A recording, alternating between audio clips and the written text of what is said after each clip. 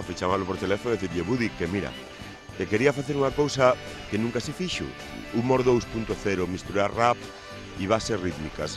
Yo también me lié con un orco de mordo. E a partir de aí a cousa é poñer a bailar o persoal.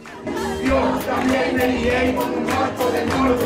Lle saca pois o lado máis gamberro a Budiño, que non parece que estaba aí un pouco oculto, e neste momento non sei o que son, si gaiteiros, si de jota, de muñeira, algo polo estilo. Eu descubro que a xente ten moita chispa. A que lle pode interesar un grupo chamado Eu tamén pillei un puntiño na sesión vermut das festas de Campo Lameiro.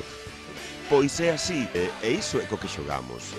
Xogamos co público, brincamos co público, cantamos co público, e este cociña ao vivo elementos musicais moi dispares. Me resulta pois moi raro estar cada noite nun sitio distinto, a 2 metros da xente e coreando con eles, non? Pero algo debiches facer no porno, porque insisten, saca a gaita, saca a gaita, saca a gaita. Insiste moito, pero no, de momento non saquei, pero todo se andará. Deprimente completamente, locales cheos, xente disfrutando. O certo é que se desperrechan. Un fracaso, por tanto, porque seguimos enchendo salas, cando nos calculábamos ser artistas de minorías, ter pouquiño público e gañar poucos cartos.